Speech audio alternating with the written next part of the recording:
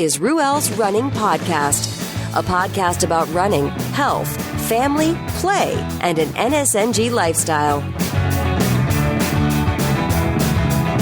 And now, here's your host, Ruel.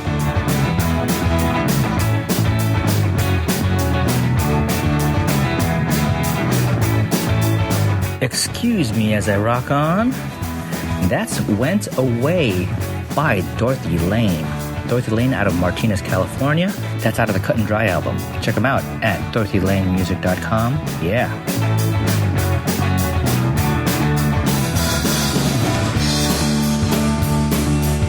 Hey everybody, welcome to the podcast. It's Ruel.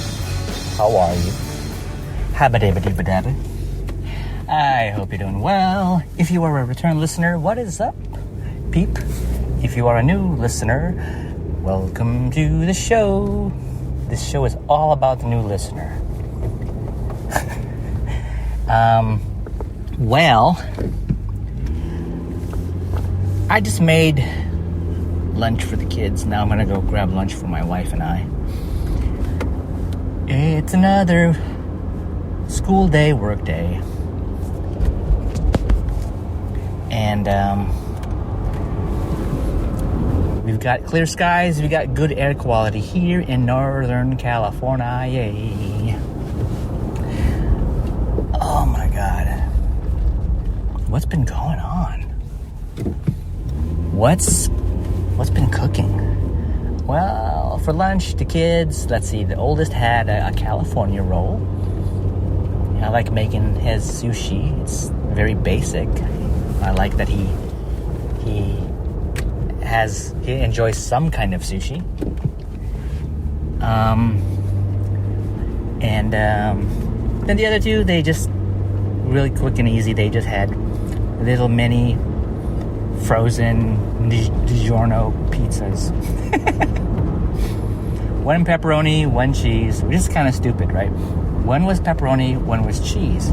The one that was pepperoni is for our son, and the cheese is for our daughter, who recently started appreciating pepperoni in her pizza. So we'll take her cheese pizza, we'll add a little bit more cheese, we'll add extra cheese, and then we'll put just a few pepperonis on it. And then for the pepperoni pizza, we'll just add extra pepperoni. So they're basically two pepperoni pizzas. What we'll do sometimes is we'll buy just the cheese pizzas, and then we'll have extra mozzarella, and we'll have extra pepperonis at home, and we'll just make pepperonis as needed. And cheese by default, so no big deal. Yeah. And I'm heading over to the local Mexican place to pick up a carnita soft taco. No, actually it's going to be some nachos for my wife. Some chicken nachos. They make their nachos massive, so just the chicken nachos without any beans.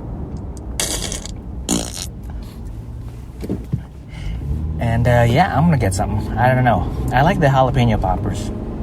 I like a good jalapeno popper every now and then. That doesn't sound nasty, does it? I like a good jalapeno popper every now and then. Yes. Last night I had grilled a couple of fish. Actually, I didn't grill fish. I fried them. I deep fried them in yucky oil, but that's just the way it gets done. Yeah, I mean, I could have used the bacon grease, but I would have used all the bacon grease for that one. It's okay. But I used the outside burner that's attached to the gas grill. That's why it felt like I was grilling, but I wasn't. I did grill 3 eggplants. The eggplants of the Chinese variety, the long thin ones, not the big old fat bulbous ones that can, when you cross cut them, they look like massive patties. Not those. The long thin ones. Yeah, I grilled them just to cook them through and char the skin. Those I set aside in the refrigerator, and I'll use them later. I'll make what's called a eggplant torta off of the Filipino menu. And it's basically taking a mushed up eggplant, peeled, and it's just all the innards, dipped in a beaten egg. And you can put whatever you want. If you want to add sprinkle some cooked ground beef in it or not. If you want to keep it vegetarian, just eggplant and the egg, season, salt, and pepper, and fry it up. Yum, yum, yum. Yeah. What else? I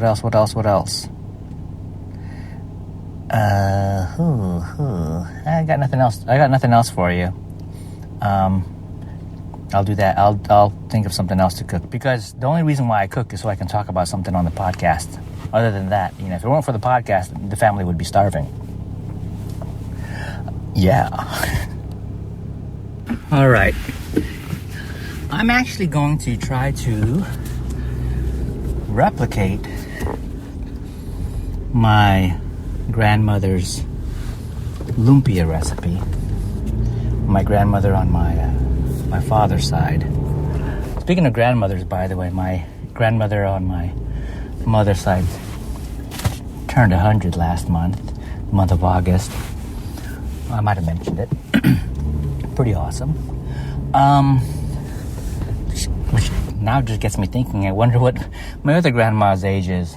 But yeah, she, as far as I can remember, she had the best lumpia ever. And for the listener who doesn't know what the heck lumpia is, it's basically, if you think like a Chinese egg roll, deep fried, it's basically that. But my grandmother made them. They weren't just that, useless veggie deep fried roll. She had meat and veggies in it. And I just don't understand the egg rolls that are just like, cabbage and air. Like, what's the whole point? Why spend the time? Because it takes time to actually, fill the wrapper, roll it, and cook it. It just does. So my grandmother made them with ground pork, carrots, water chestnuts, and some some green beans. So she cut them a certain way. She cut all those greens a certain way, and she cooked them with some ground pork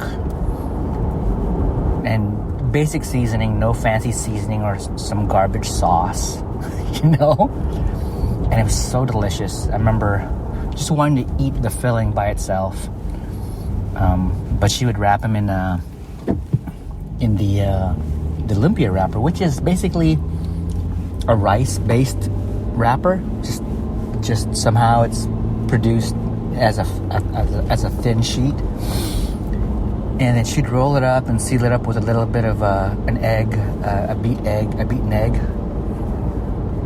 She'd make them about, I don't know. To me, they're like cigar size, if that makes any sense. 4 or 5 inches long, and I don't know, maybe 3/4 in diameter. If you can make them perfectly round, something like that. But they were perfect. At least that's my recollection, because when I was a kid, I was a much smaller individual, and my perception of the size of the food item could be different than what I remember it to be as an adult today. But yeah, I'm gonna do my best to try and replicate her recipe, and but if I get things off, I definitely know who to hit up, because my aunt, she's still around, and she also made them side by side, alongside with her mom or my grandmother. And I know she is still actively making the lumpias along with my cousin, who actually sells them. But I want to be able to make them at home and get the kids involved with making something with a little sort of sense of tradition, Yeah.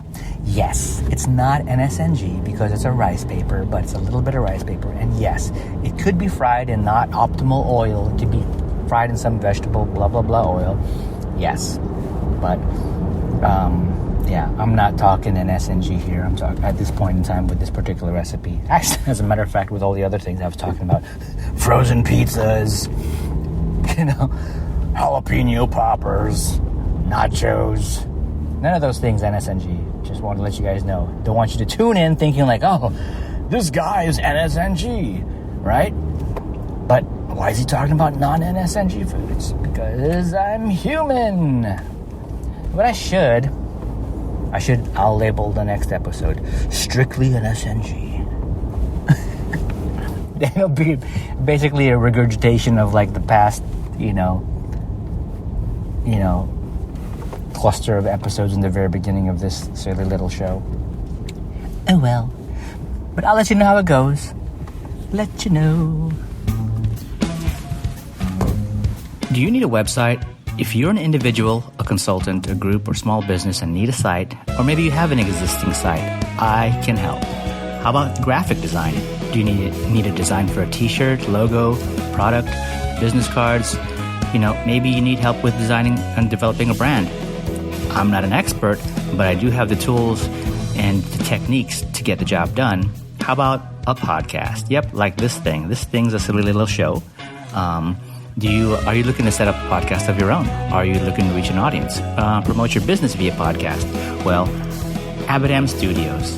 That's right, Abadam Studios. Yeah, so that's Abadam Studios. AbadamStudios.com, AbadamStudios.com. Check it out. I'm back. Yoo-hoo. Hello. What is it? So that last segment was Thursday-ish. And now we're Monday-ish. So a whole weekend has gone by. Good gracious. Huh.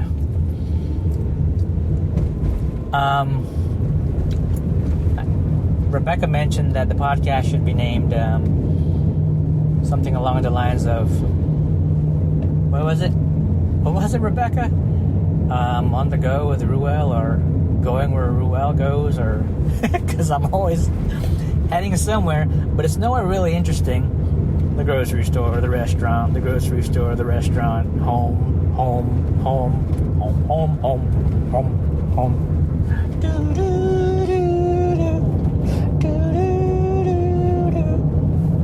Jesus walks. So God, a lot of stuff seems to have happened, but I can't recall whether or not I've talked about it. And the first thing that pops into mind was, it was a little over a week ago, when there was a little bit of a break in the smoky skies, and it was on a weekend. It was on a Sunday. We drove up. The family drove into Mount Diablo, I guess, State Park. I don't know what you call it. Mount Diablo. Drive up. Wasn't expecting it to be as long as of a drive as it was, but I imagine if we were to do it again, it wouldn't be as long, because our perception would change as far as where we would end up. We know what it's all about. We went up. We drove up. It's a little tricky because you gotta, one, not drive off the edge of the road to your death. Two, share the road with the cyclists that climb up or come down. Otherwise, you may cause an accident and they'll fall off the mountain to their death. And that's not good. But drove up to Summit, at least the gate.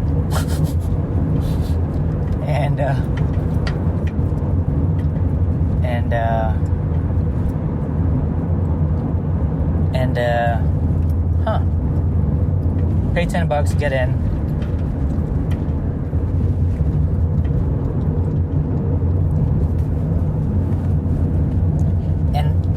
for the life of me, I can't remember what came first, but there definitely was a gate. Paid $10, got in, and then we stopped off at Rock City, I think is what it's called, and I posted pictures on somewhere on social media. Some really cool rock formations. A little bit of there's some trail. Took the boys, went through a bit of the trail, got to take pictures next to some of these rock formations. Pretty cool. Get a view of what was called Seminole Rock. It looked like we'd be able to get there from the trail and be able to kind of get to the top of it, but there was already people there, so I didn't want to deal with waiting turns and not socially distancing in the mountain, in the wilderness. And besides, it was kind of warm, so the kids after some point were like, yeah, they were done. So brought them back to the vehicle. My wife was there with our daughter who was napping, and then I went to find a spot to piss, because that's an important fact. Then and I do this thing once in a while when I have my head straight, is I'll talk out loud to just in case there are spirits in the area. This is something that I kind of grew up doing back in Guam. You gotta go to the jungle, gotta take a leak. You never know. For those who kind of walk this path in their life in this world, don't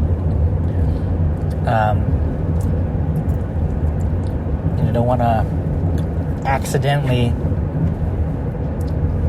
I don't want to accidentally. You guys might not care, but I don't want to accidentally piss on somebody's grave, or maybe it's some sacred land, right? And I grew up where the belief is things can happen to people as a result of not being mindful and respectful of where you are, which it's basically like a bridge between the spirit and the physical. So you don't have to believe it. You can turn off the podcast when I get because I get kind of this way. But all it meant for me is when I needed to take a leak in the jungle, I just basically spoke out and said, what? Yeah, excuse me. Excuse me. I don't want to be disrespectful. In case, this is a special place, but I need to ask your permission for me to use this space at this moment in time, basically to take a leak, right? And that's not how, it wasn't a whole big conversation. It normally isn't when I'm a kid. It's just, you say a few words, acknowledge the possibility, the chance, that you might be upsetting a spirit where you are about to whip out your schlong and drain the main vein. So, up on top of the mountain, that's not my world, right?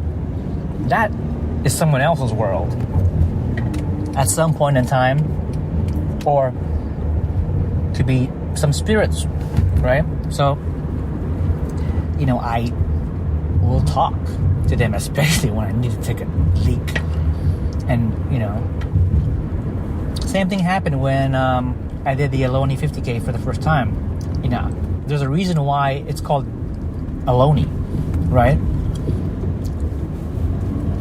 That, the people that were there before, right?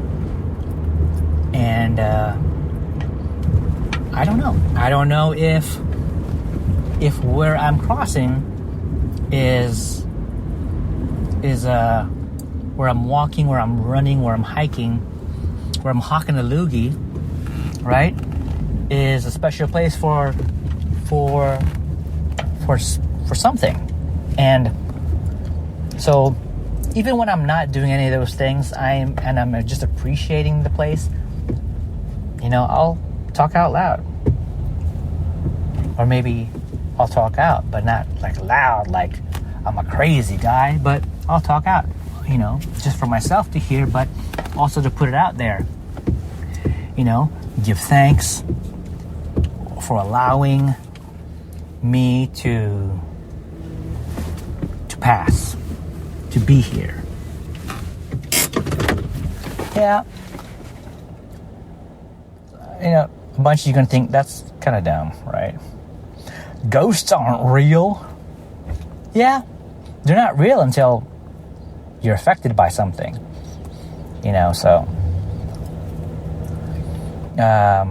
So one side is right and the other side is right in their own mind. It's like this corona thing. It's fake until someone gets sick or someone dies.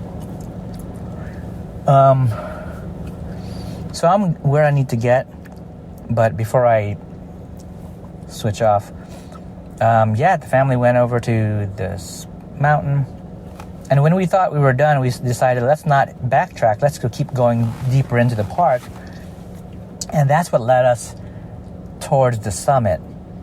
More driving, and it was neat because the last time I was up by the summit was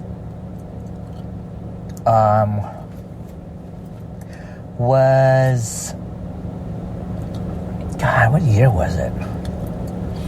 I signed up for a 50K, and I did get up to the summit, by the summit, and not the observatory, but at least where the radio sort of towers are. And I'm like, yes, snap a selfie, because who knows when I'll be up here again, only for me to be there just last week with the family. The view was okay. It wasn't great because of the haze. But it was something for the family to do, to be out and not be stuck inside. So that was cool. And then the following day, and I think I might have mentioned this, where, went to the park, and just, because the sky had cleared up enough, the air had cleared up enough, we went to the park, like we used to do during the summer. Bring along some chairs, a tent, and hammocks, and just sort of have a little setup, and just enjoy being out. Kids had their bikes, we do that whole thing. I didn't go running, but it was nice to just go and do that activity. Good times. Good times. Well,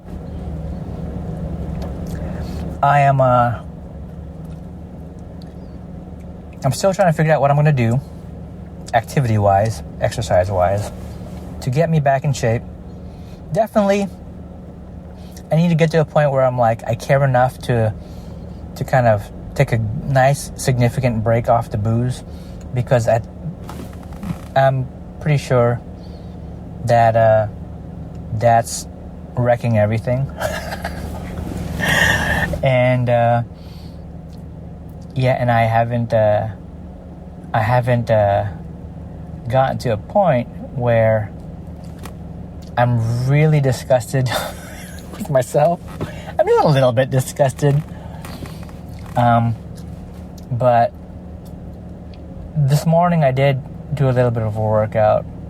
It's one of those things where we had signed up for gym, then COVID hit, and then the gym had to shut their doors, but they did do some Zoom video recording of workouts, so you could do sort of these remote workouts.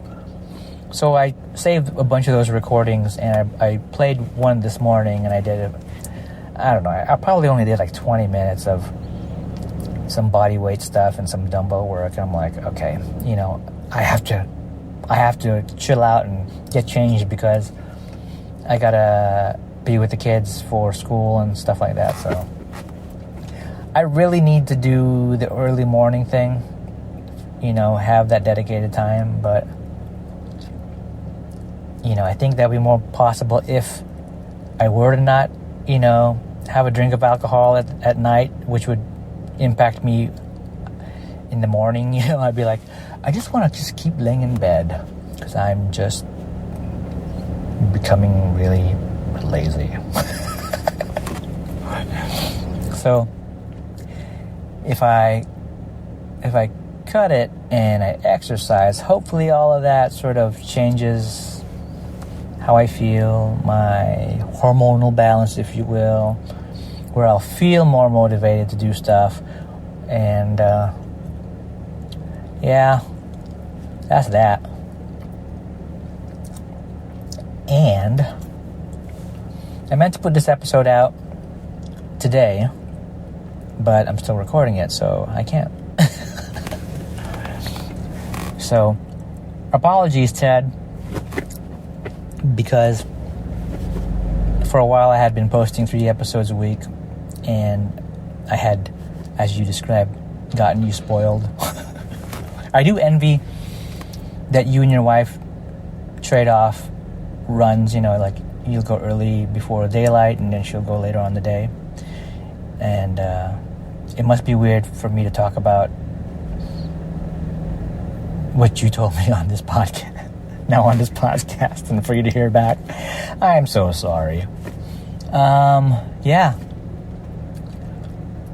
So I had been doing a bunch of stick work. A lot of twirling. It sounds so delicate. I'm twirling my sticks. Then I'm beating a tire. Beating, I did this thing with the double-end speed bag where, I was feeling nice and tough, and I'm beating this inanimate object, feeling like I'm really tough. And, because I'm not. But, I was really having a good time, really wailing at it. And then the bungee snapped. And the thing went swinging fast forward and up, and everything sort of came apart. It's one of those things where the bungee is kind of looped, and then it's sort of crimped with some sort of like piece of lead or something. I don't know. I guess, I don't know. And then that sort of came undone on one end, and so I'm like, why crimp it? Why don't you just make a whole bungee knot? So I made a bungee knot and I restored everything.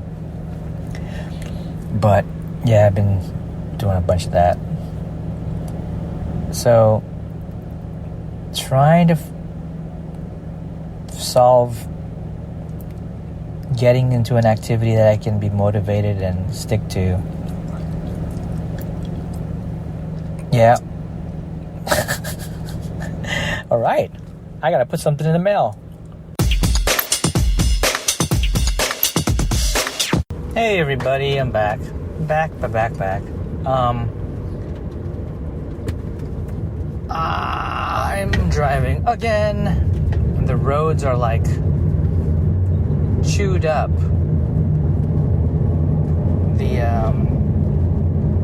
The powers that be are working on the road, and they've dug it up, they've patched it up, they've basically stripped off a top layer, left a really bumpy surface.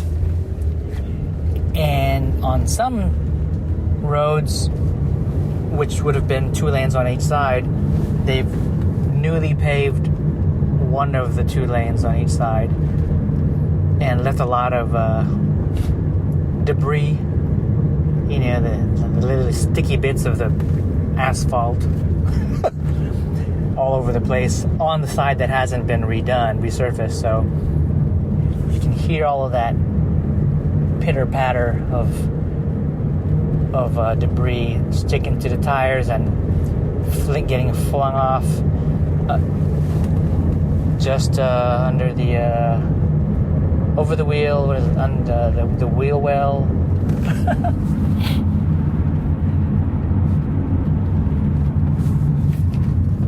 yeah, I'm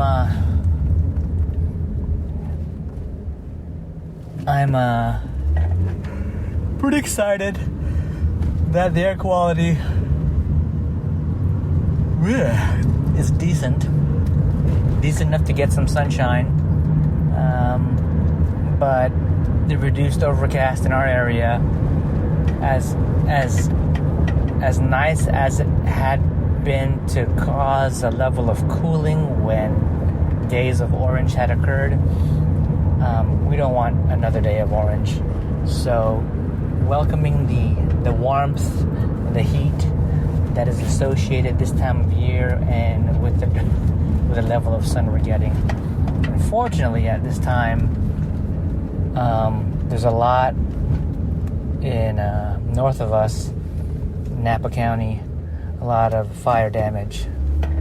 A lot places we've been to, visited, and know about are just getting destroyed by fire. It's pretty sad.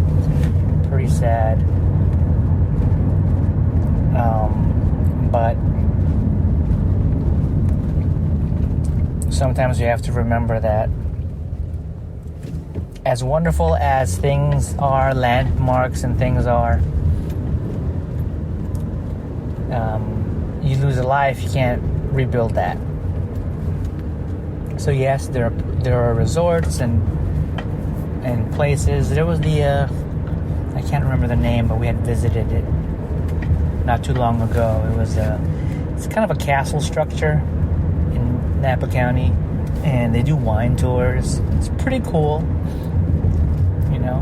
and we visited the gift shop, and we sort of walked around, took pictures in front of the castle. But yeah, that thing's, saw a video today on social, just on fire, burning, sad.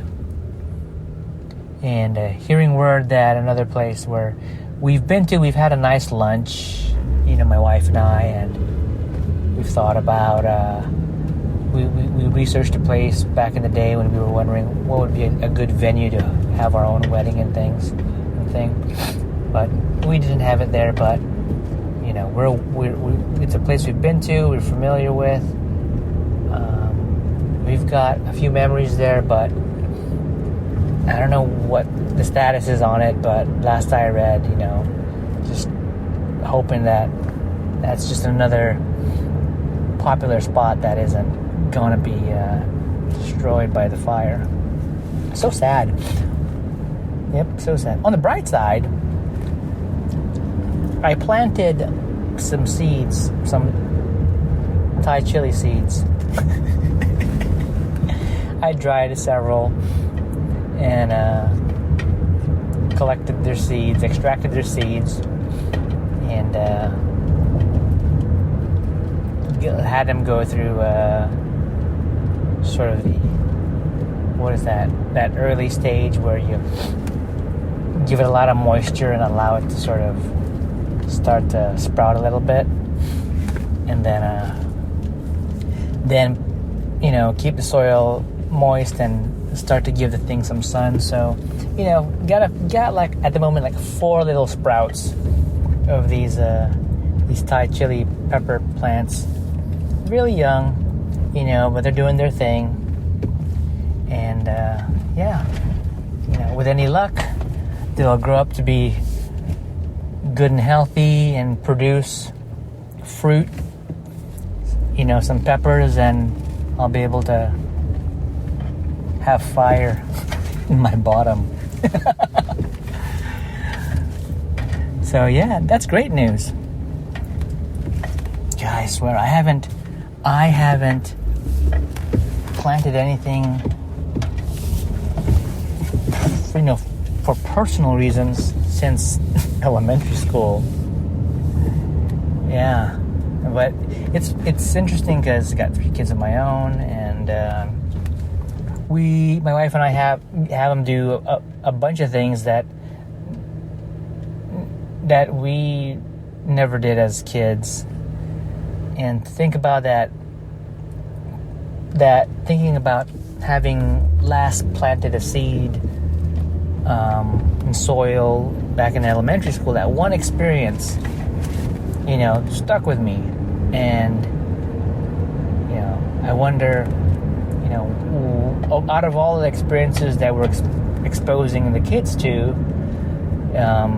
things that they can participate in or witness, out of all of these things, which of these things are going to make an impact and carry over through their adulthood and things like that.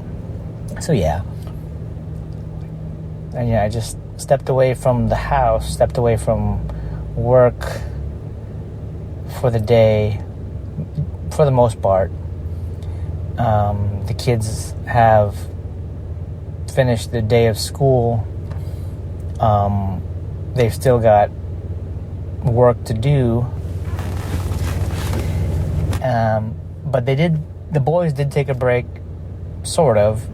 They took a break from regular school and they joined an online school, which is the course was called Roblox, sort of like tips and tricks.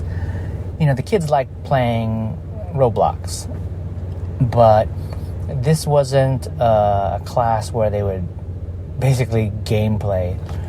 It was more of a discussion format where all of the students are fans, enthusiasts of this gaming platform, and the instructor or the facilitator just has this sort of round-robin format, having each of the kids or the students describe things that they like about the gaming platform, and then they go around and take turns describing, tips and tricks. So what's good about it is that, I can see my boys interact in that sort of online group setting and talk about something that interests them, give tips, recommendations, and hopefully along the way that they learn things themselves, all in this sort of discussion format. It's kind of cool. It's actually pretty cool. I don't know how much the facilitator makes, holding these classes, but it's an interesting thing, So, like one of my kids, when he started doing these sort of discussion-only courses online, not really courses, but sessions. Sometimes, early on, he would not be able to sort of have a quick answer or something ready, and he would basically pass. So, the more he gets to do these things, he gets more practice. So it's pretty cool. Pretty cool. Gives them that opportunity to use their words to describe things they like, and the boys do it to each other. They describe things to each other and they talk about the stuff. But for them to be able to do it in front of at least virtually, in front of complete strangers, but who have a common interest, it's pretty cool. Pretty cool. Let me go here. I have to deliver a couple packages. Whoa, boy, my goodness. Big vehicle, small man. Almost head to head. Who would win?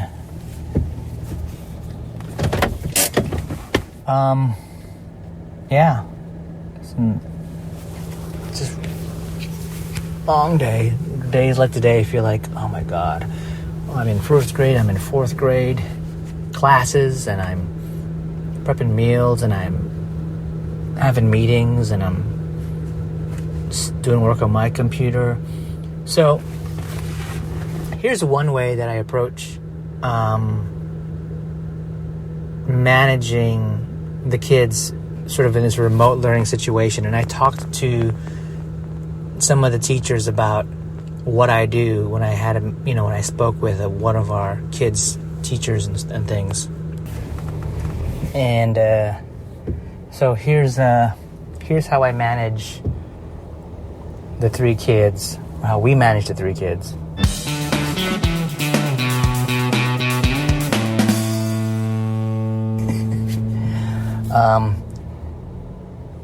Because of the nature of my wife's work, there's a lot of closed doors meetings that she'll have to attend, given what project is coming down the pipe for her team. So days like today, are one of those days where she regrettably and unfortunately, can't tag team with me so much on through the day while the kids are online schooling. So our 6th grader, he's older, so he more independent. So the only thing that has to happen is we need to help make sure that he's up on time so that he can change, have some sort of a breakfast, and start off his school day. And then, when his lunch period rolls around, which is sometime after his siblings, to make sure that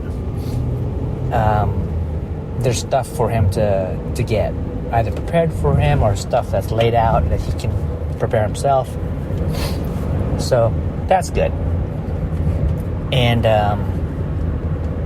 so our fourth grader, he needs a little more attention than his older brother. But at the same time, there's a level of how do you say? Like, part of the time I don't pay attention because I leave it up to the teacher and other helpers, right? Subs or whatever that are part of the class to make sure that not just him but everyone is kind of following along. All I have to do is share with the teacher like what our concerns are, and what goes on that they may not see. Things like they may not see it, but they're aware of the technique. When kids are on camera, and let's say the teacher has to do something, so the teacher has to ask the kids, okay, everybody grab your book and read for however many minutes while she works on stuff, and kind of quiet reading time. So it's easy in a physical classroom to just put a book in front of your face, cover yourself up, not read, but try to give the impression that you're reading. I think for the most part, teachers just use the read the book technique to just as a way to have the kids just sit down and be quiet.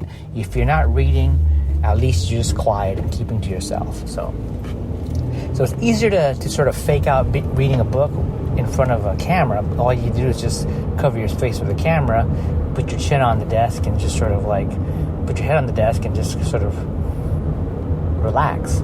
So things like that. Or there are times when the teacher dismisses the kids, sort of, okay, you guys get away from the computer, come back in 10 or 15 minutes, take a break, just don't, go out and go run or go play or ride, just do something that doesn't have you kind of sitting and being inactive or having you stare at a screen, right? Sometimes she lets the kids go because she wants the kids to okay, break out and come back in whatever 20 minutes, but you're going to work on a particular assignment independently, and then you can come back and then we can see where people are at, kind of thing. So it's easy for my son to be told, okay, you're going to break out and come back after a certain amount of time. he would just log off or shut off his camera, walk away from his desk, and when he should be actually following up on an assignment or something, right? I'm just kind of taking a straight up break. Oh, I'm supposed to be doing social studies? Okay. And even though he acknowledges he should be doing for social studies, he just I'm just going to go get me a cheese stick and some pepperoni. It's like, okay, so tell the teacher, like, that's the thing that concerns me, is like he'll be told to break out, but then and might have to be doing something, but he doesn't. And then he gets back in class and he may be like left in the dust. Don't want that. So things like that,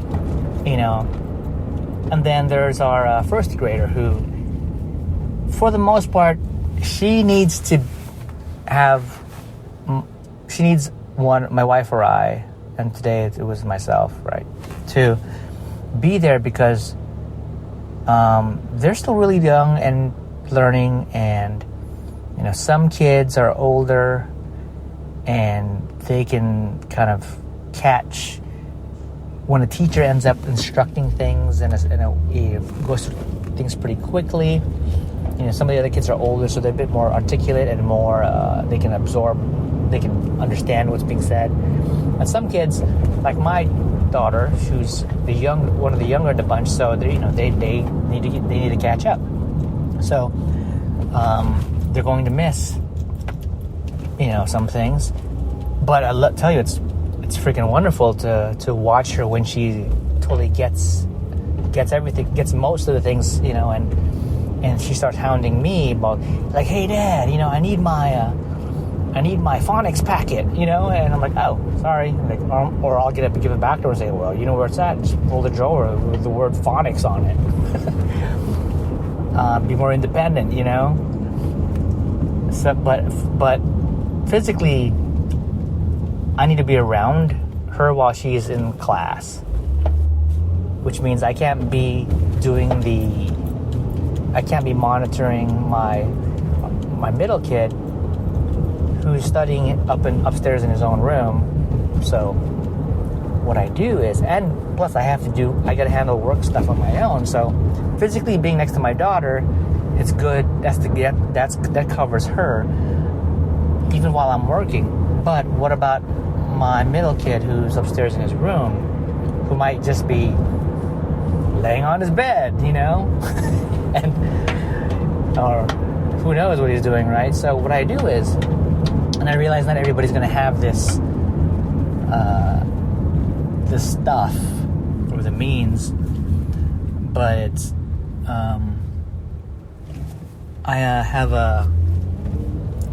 we have these series of cameras, these security cameras, and some of them are mounted in places, and some of them they're standalone. They're not screwed onto anything particular. So we have one camera that we use as a floating cam, and I keep that cam in his room, my middle kid's room, so that while I'm downstairs with my daughter, I could just use either an Alexa display or my phone, or even using the Fire TV, the Fire Stick TV, all that stuff sort of integrated together. I could just use any of those devices to, say, tap into that particular camera, and I can get, for a limited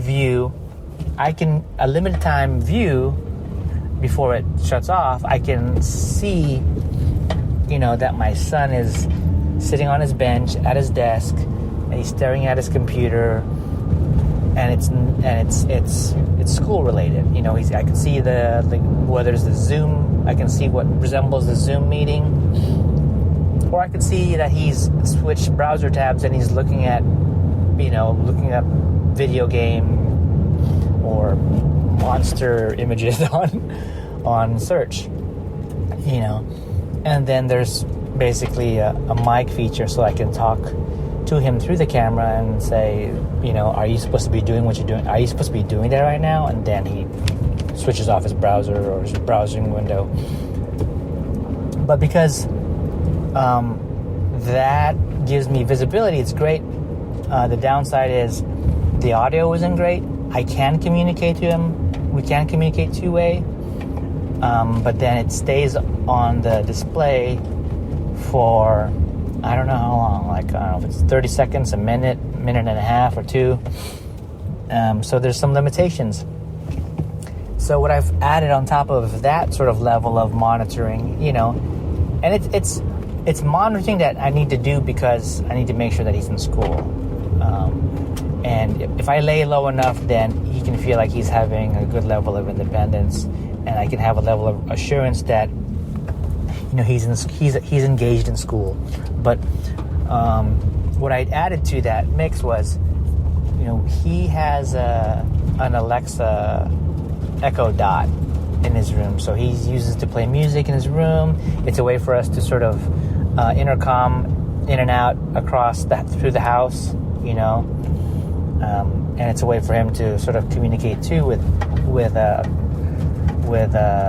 his lights in his room. He can instruct the Alexa device to turn off his light. And he can play trivia and things of that nature.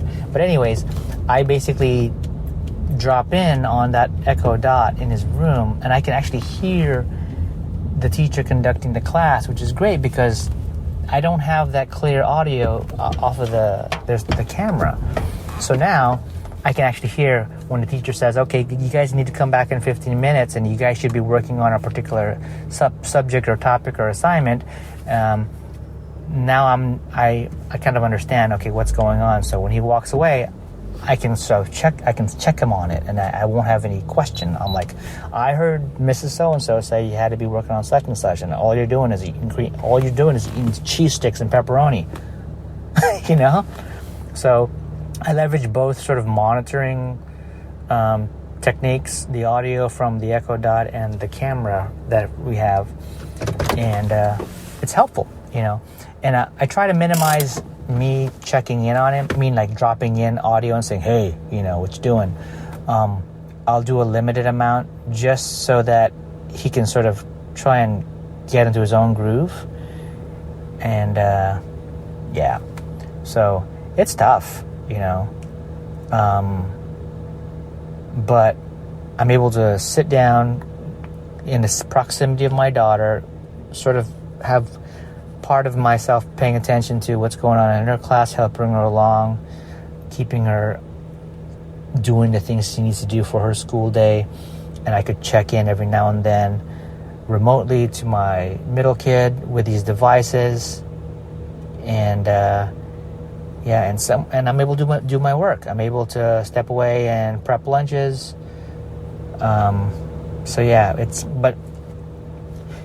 It's tough because sometimes I feel like I need to be spending a dedicated block on a particular task for work, and it can't be that dedicated block. It gets broken up, and it takes its toll. But definitely need to practice more patience and be more forgiving, because it's just a really unusual situation, and every household with kids going to school, remote or not, at this time, it's all going to be different. But when I shared with some teachers that this is what I'm having to do, I'm actually dropping in on the class so I can hear a level of, if you imagine, not every parent's going to know what's going on in a student's class unless they're sitting there with their student, but I can't. So that was the next best thing. So from a teacher's point of view, they're not aware that I'm actually paying attention because they don't see an adult with my son. They don't see me with my son anywhere in the camera view. But little did they know, I'm picking up on the audio. So they were, even the principal was like, wow, I'm not surprised, right? Because they know that, there's a level of technology, we're okay with technology in our house. So using them as tools to help the household at this time The principal's like, I'm not surprised, and it was almost like they were impressed, but I also like to think that it kind of, they need to remember that was happening, because you know, I can only imagine as a teacher doing what you need to do, but being mindful, like, oh, there are adults listening, I got to be careful how I talk to, you know. But, you know, I'm open and honest with the teacher, and we've had a teacher before for our oldest kid, and I think we have a good understanding. You know, we like the teacher who's good, really good with the kids and fun, but also firm when she needs to be firm. And like I said, I told her, like, I'm gonna narc on my son. You know, he's gonna fake doing things. He's gonna fake having written down things, and he's gonna do all these fake out things just to get through the day. So, you know, we need to help him somehow. We need to check that he's actually, you know, hold him accountable for his stuff. But yeah, hey, that's all I got. I gotta go. I kind of rambled along, but I don't know if that's gonna be useful for anybody. But there you go. Catch you in the next one. Hug your friends, hug your family, eat something delicious, and run something. Bye. Thanks for listening to Ruel's Running Podcast with Ruel. If you like what you just heard, share it with your friends and your enemies. Also, be sure to check out the site over at ruelsrunning.com. This has been another Coffee with Heavy Cream production. Join us next time for another silly show of Ruel's Running Podcast.